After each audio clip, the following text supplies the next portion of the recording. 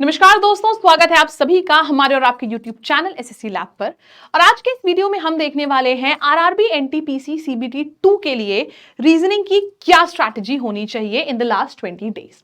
देखिए, आप सब जानते हैं कि रीजनिंग जो चैप्टर होता है, रीजनिंग जो सब्जेक्ट होता है, वो काफी ज्यादा वेटेज भी होता है उसका एग्जाम में और काफी ज्यादा स्कोरिंग भी होता है। हम एक बार को जीके में 100% एक्यूरेसी नहीं मान सकते हैं।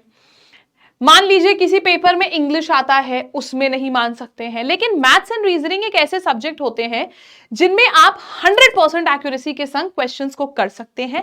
100% आप उसमें स्कोर भी ला सकते हैं। मतलब कि अगर मैं कहूं कि मैं जीके में सारे सवाल सही कर लूं तो वो थोड़ा इंपॉसिबल लगेगा, लेकिन अगर मैं कहूं कि मैं रीजनिंग में सारे क्वेश्चन सही करके आ जाऊं तो वो बहुत बहुत ज्यादा डूएबल है।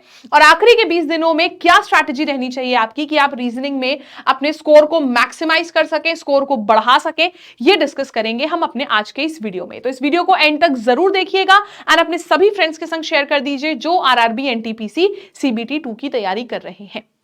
चलिए आइए शुरू करते हैं आज के सेशन के संग। लास्ट 20 डेज रीजनिंग स्ट्रैटेजी रहने वाली है। तो जैसे कि आप सबको पता है, सीबीटी 2 की डेट आ चुकी है। सीबीटी 2 जो है वो होने वाला है 13/10 यानी कि 13 अक्टूबर 2025 को। ले देखिए, बचे हैं हमारे पास मात्र 20 दिन और इन 20 दिनों में हम कैसे रीजनिंग को कवर करेंगे ये देखते हैं। तो सबसे पहले तो आपको बता दूं कि हमारे बहुत ढेर सारे स्टूडेंट्स हैं आरआरबी एनटीपीसी जो टियर 1 में सेलेक्ट हुए हैं, जिनके नाम कुछ यूं लिखे हैं, but due to personal reasons, due to some personal choices, इनकी फोटोज यहां पे नहीं आई हैं, बस नाम यहां पे आपके लिख रखे हैं। ये सारे वो स्टूडेंट्स हैं जो सेलेक्ट हुए हैं फ्रॉम एसएससी लैब। ये अगेन द सेकंड स्लाइड जहां पे स्टूडेंट्स हैं from selected from study lab, जिन्होंने एनटीपीसी 1 में 4 दिया। ठीक है, अब वो एनटीपीसी 2 की तैयारी कर रहे हैं। तो बात करते हैं, अगर हम जो ग्रेजुएशन लेवल है उसमें टोटल वैकेंसीज हैं 8113, यानी कि 8113 वैकेंसीज है यहाँ पे। और 8113 जो पोस्ट है हमारी, उसमें टियर 1 का जो कट ऑफ आया, टियर 1 का जो रिजल्ट आया, उसके लिए हाईएस्ट कट ऑफ जो गई बेटा वो गई थी चंडीगढ़ की, और जो लोएस्ट कट ऑफ मार्क्स हैं वो आए मालदा के। Highest cut off Chandigarh, lowest cut off Malda. अब highest cut off and lowest cut off ये हमको जो रिजल्ट आया था उसको देख के पता चला है, ये आपसे ऑलरेडी डिस्कस किया जा चुका है। अब बात करते हैं हमारी लास्ट 20 डेज की स्ट्रैटेजी की, आखिरी के इन 20 दिनों में हम क्या कर सकते हैं। तो पहली चीज तो याद रखें, रीसेंट पीवाईक्यूज आपके लिए बहुत ज्यादा इंपॉर्टेंट होते हैं, मतलब वरदान होते हैं आपके लिए। तो सबसे पहले क्या करना है, रीसेंट के जो पेपर हैं आपके, रीसेंट के जो इंपॉर्टेंट पेपर्स हैं, उन सब को अच्छे से इन बचे हुए दिनों में आप प्रैक्टिस कर लीजिए। रीसेंट के पेपर्स काफी इंपॉर्टेंट है, इसलिए इन बचे हुए दिनों में graduation level and 12th level दोनों के ही क्वेश्चंस को ज्यादा से ज्यादा प्रैक्टिस करिए। वो काफी ज्यादा इंपॉर्टेंट है, इन पेपर्स पर काफी फोकस करिए, क्योंकि रिपीटिशन होने के चांसेस बहुत ज्यादा है। चांसेस है कि ग्रेजुएशन का क्वेश्चन जो पिछले साल पूछा गया था इस साल वो पूछ ले, हो सकता है 12th लेवल का क्वेश्चन जो पूछा गया था उसमें थोड़ा सा तोड़ मरोड़ करके पूछ ले। तो प्रीवियस ईयर क्वेश्चन जो रीसेंट के हैं, ये नहीं कि बहुत पहले के हम देख रहे हैं, बट जो रीसेंट पीवाईक्यूज हैं वो काफी ज्यादा इंपॉर्टेंट है, तो उन पर हमें सबसे पहले फोकस रखना है। हमें क्या करना है, टारगेट हमारा सिर्फ ये नहीं रहना चाहिए कि हमें तो ज्यादा से ज्यादा क्वेश्चन करने हैं, मतलब कि हमें तो अपने अटेम्प्ट्स बढ़ाने हैं, नहीं, अटेम्प्ट्स टारगेट नहीं होना चाहिए। टारगेट होना चाहिए आपका कि हमें स्पीड में क्वेश्चन को करना है और एक्यूरेसी के साथ करना है। यानी कि ये नहीं है कि हम गलत करके चले आए, क्योंकि नेगेटिव मार्किंग के चक्कर में फिर फंसना नहीं है किसी को भी, है ना। तो हमें क्या करना है, स्पीड एंड एक्यूरेसी दोनों को मेंटेन करके चलना है, क्योंकि सवाल जो है वो इजी टू मॉडरेट लेवल के होंगे, लेकिन टाइम में करना सबसे जरूरी है, इसीलिए स्पीड और एक्यूरेसी दोनों को मेंटेन करना है। नेक्स्ट आता है हमारा, दिन में 2 घंटे आपको रीजनिंग की प्रैक्टिस करनी ही करनी है, जो कि आपका mix of PYQs and mock होगा। यानी कि ये नहीं है कि 2 घंटे तक हम सिर्फ प्रीवियस ईयर सॉल्व करते रहे या 2 घंटे तक सिर्फ मॉक करते रहे, नहीं, इन 2 घंटे में हमें प्रीवियस ईयर एंड मॉक दोनों को करना है, हर दिन बेनागा 20 दिन तक लगातार। अप्रोच हमारी क्या होगी, सबसे पहले हम सबसे ज्यादा वेटेज वाले टॉपिक्स, यानी कि ऐसे टॉपिक्स जो सबसे ज्यादा पूछे जाते हैं उन पे फोकस करेंगे। फिर उसके बाद moderate topics and then low weightage वाले टॉपिक्स पर आएंगे, और फिर हम करेंगे रिवीजन एंड मॉक। यानी कि आप अगर ये सोचो कि हम डे 1 से मॉक टेस्ट में अच्छा स्कोर करने लगे, नहीं, आपने चाहे जितना पढ़ा हो, जब तक आपने उन टॉपिक्स को रिवाइज नहीं किया है तब तक आप अच्छा स्कोर नहीं कर पाएंगे। तो सबसे पहला पहला फोकस हमारा रहना चाहिए सबसे हाई वेटेज वाले टॉपिक्स पर। फिर थोड़े क्वेश्चन, थोड़े टॉपिक्स ऐसे होते हैं जिनके कम क्वेश्चंस आते हैं, कुछ ऐसे होते हैं जिनके ना के बराबर आते हैं। सबसे ज्यादा, उससे कम एंड सबसे कम। ठीक है, नेक्स्ट हमारा आता है 20 डेज को हम ब्रेक करेंगे कैसे, 1 से 5, 5 से 10, 10 से 15 और 15 से 20 ऐसे करके। तो डे 1 से जो डे 5 होगा उसमें हमारा टारगेट रहेगा कि हम जो हाई वेटेज के कोर टॉपिक्स हैं उनको करें। अब देखिए एनटीपीसी के पेपर में आपका सिटिंग अरेंजमेंट एंड पजल अच्छा खासा आता है, तो ये हमारा एक अच्छा टॉपिक है जिसपे हमें फोकस करना है, चाहे लीनियर पजल हो, चाहे सर्कुलर हो, चाहे हमारे फ्लोर बेस्ड पजल्स हो, चाहे हमारे शेड्यूलिंग वाले पजल्स हो, सारे टाइप के सिटिंग अरेंजमेंट एंड पजल्स पे हमको इन शुरू के 5 दिनों में फोकस करना है।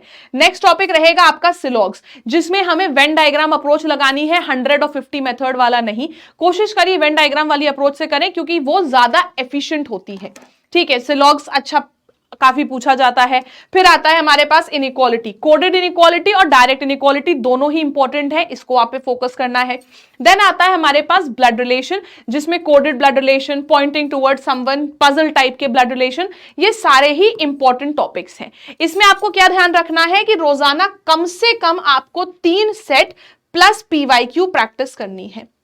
रोजाना कम से कम 3 सेट आपको लगाने हैं, plus previous year questions practice करने ही करने हैं डे 1 से। ये नहीं कि डे 5 के बाद हमने शुरू किया, डे 1 से शुरू करना है इन टॉपिक्स पर फोकस। फिर आता है डे 6 से लेके डे 10। नेक्स्ट 5 दिनों में क्या करना है, मॉडरेट वेटेज वाले जो टॉपिक्स हैं उन पर फोकस करना है, जैसे कि कोडिंग डिकोडिंग, जो पुराना पैटर्न है और जो नया पैटर्न है, जैसे कि इस बार हमको देखने को मिला एनटीपीसी सीबीटी 1 में नया पैटर्न भी और पुराना पैटर्न दोनों ही प्रैक्टिस करना है। फिर इनपुट आउटपुट जो होता है, मशीन लैंग्वेज, शिफ्ट पैटर्न, ये सब हमको प्रैक्टिस करना है। इंपॉर्टेंट है आपके एग्जामिनेशन के लिए, इसको इसीलिए जरूर फोकस करना इस पे। Distance and direction, order and ranking, ये सारे टॉपिक्स हैं जिन पर हमें फोकस करना है। नेक्स्ट अगेन अब हमें इस बार क्या करना है, इन 5 दिनों में प्रीवियस ईयर क्वेश्चंस जो एसएससी और एनटीपीसी बेस्ड हैं उनको सॉल्व करें, क्योंकि पैटर्न जो है आपका एसएससी का और एनटीपीसी का वो हमारा काफी सिमिलर रह सकता है, इसीलिए एसएससी के भी और एनटीपीसी दोनों के ही पैटर्न के क्वेश्चंस आपने सॉल्व करने हैं। फिर आता है डे 11 से लेकर डे 15। अब हम आते हैं थोड़े लो वेटेज वाले टॉपिक्स के ऊपर, जैसे कि आपका सीरीज हो गया, analogy, classification, word formation, mathematical operations. अगर सीबीटी 1 की बात करते हैं तो सीबीटी 1 के लिए ये काफी ज्यादा इंपॉर्टेंट होते हैं, लेकिन जब यही चीज आ जाती है सीबीटी 2 में तो वो क्वेश्चंस जो लंबे दिखते हैं, जो स्टूडेंट्स को डराते हैं, उन क्वेश्चंस को पूछा जाता है मेंस में, वरना प्री और मेंस में डिफरेंस ही क्या रहे। ये सारे टॉपिक्स तो तुरंत जल्दी ऐसे चुटकियों में हो जाते हैं, लेकिन जो टॉपिक्स हाई वेटेज वाले हैं, जो लंबे लंबे होते हैं, वो पूछे जाते हैं सीबीटी 2 में, इसीलिए उनको हाई वेटेज में और इनको लो वेटेज में रखा है।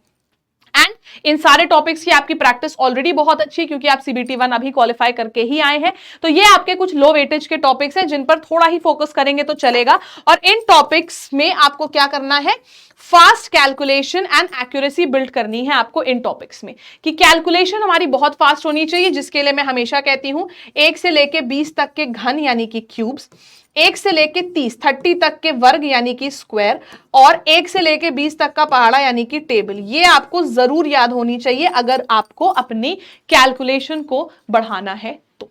अब हमारे निकल गए 15 दिन। 15 दिन के बाद आखिरी 5 दिन जो हमारे पास बचते हैं वो है revision and full length test के लिए। अभी तक हम लोगों को टॉपिक वाइज टेस्ट या फिर चैप्टर वाइज टेस्ट देने हैं, अब हम लोगों को फुल लेंथ मॉक्स देने हैं। आप बीच में भी फुल लेंथ मॉक्स दे सकते हैं, ऐसा नहीं है, बट ये 5 दिनों में कुछ भी और नहीं करना है। इन 5 दिनों में आपको क्या करना है, डेली एक फुल लेंथ सीबीटी 2 का मॉक टेस्ट देना है, क्योंकि हमें सिर्फ रीजनिंग पे नहीं, हमें सारे सब्जेक्ट्स पे भी फोकस करके चलना है, इसीलिए फुल लेंथ देंगे।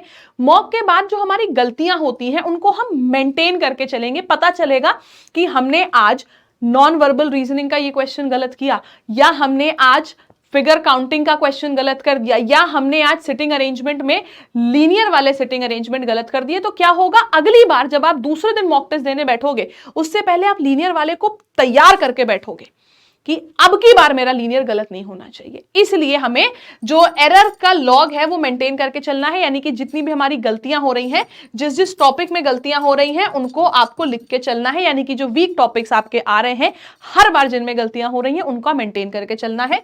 और जिस भी टॉपिक में गलती है उसी रात बैठ के हमने उसका रिविजन कर लिया, ताकि अगली बार अगले दिन जब हम मॉक टेस्ट देंगे तो हमारे उस टॉपिक में गलती ना हो।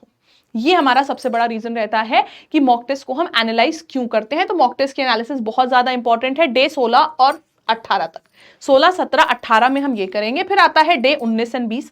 डे 19 एंड 20 जो है ये हमारा फाइनल टच के लिए है, जिसमें हम केवल प्रीवियस ईयर क्वेश्चन और मॉक को रिव्यू करेंगे।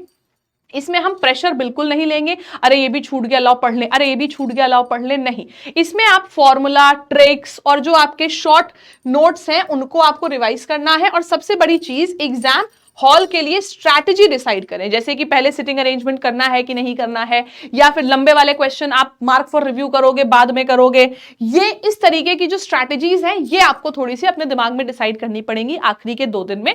बाकी जैसे मैंने अभी बताया, ये लेटर्स की प्लेस वैल्यूज, ऑपोजिट्स, इनका रिविजन, स्क्वायर्स, क्यूब्स, टेबल्स, इन सब का रिविजन, ये सब आप करिएगा आखिरी के 2 दिनों में। कुछ भी नया नहीं उठाना है, ठीक है। तो ये हमारी 20 डेज की कंप्लीट स्ट्रैटेजी है, जिसको अगर आप बाय हार्ट फॉलो करते हो देन डेफिनेटली आप काफी अच्छा स्कोर करोगे सीबीटी 2 में रीजनिंग के सेक्शन में। इसी तरीके के और वीडियोस के लिए आप आज ही हमारे चैनल को सब्सक्राइब करें, क्योंकि आप लोगों के लिए ऐसे ही अमेजिंग वीडियोस लेके हम डेली बेसिस पे आते रहते हैं। एंड अगर आपको आरआरबी एनटीपीसी सीबीटी 2 के लिए एक टारगेटेड वीओडी बैच चाहिए, लाइक कि मुझे समझ नहीं आ रहा है मैं रिवीजन कहां से करूं, तो उसके लिए आपके लिए हमने ये टारगेट वीओडी प्रैक्टिस बैच निकाला है, जिसमें कि ये ग्रेजुएशन लेवल का बैच है। और ये बैच आपको मिलेगा हमारे एप्लीकेशन लैब एंड हमारी वेबसाइट lab.life पर। अगर आपको रिवीजन करना है, टॉपिक वाइज क्वेश्चंस को प्रैक्टिस करना है, तो आपको आ जाना है ये वीडियो कोर्स में। वीडियो कोर्स में एनटीपीसी ग्रेजुएशन लेवल सीबीटी 2 का ये टारगेट बैच है। 499 का बैच है, एक्स्ट्रा डिस्काउंट वैसे तो 1600 का है, बट आपको काफी डिस्काउंट के बाद ये पड़ रहा है 500 रुपए का। और इस पर भी अगर आप लैब 312 कूपन कोड लगा दोगे तो आपको एक्स्ट्रा डिस्काउंट मिल जाएगा। इस बैच में आप लोगों के वीओडी क्लासेस हैं, वीओडी बैच है, रिकॉर्डेड क्लासेस है, जिसमें आपका पूरा टॉपिक चैप्टर वाइज आपको प्रैक्टिस कराया गया है। लेकिन अगर आपको लगता है अब मेरे पास टाइम नहीं है वीडियोस देखने का, मैं तो सिर्फ मॉक टेस्ट प्रैक्टिस करना चाहता हूं या चाहती हूं, तो उसके लिए आप आ जाओ हमारे टेस्ट पैक में। टेस्ट पैक में आने के बाद आरआरबी एनटीपीसी सीबीटी 1 एंड 2 के लिए हमने ये टेस्ट सीरीज निकाली है, जिसमें कि 600 की टेस्ट सीरीज आपको पड़ रही है सिर्फ 249 में। और इस पर भी अगर आप लैब 312 कूपन कोड लगाते हो तो आपको एक्स्ट्रा डिस्काउंट मिल जाएगा। एंड मैक्सिमम टेस्ट आप यहां से अटेम्प्ट कर सकते हैं, जो समझ नहीं आ रहा है जिनको कि कहां से हम टेस्ट अटेम्प्ट करें। ओके, तो मिलते हैं फिर से एक बार एक और बेहतरीन वीडियो के संग। तब तक के लिए बाय बाय, टेक केयर, जय हिंद, जय Bharat and all the best.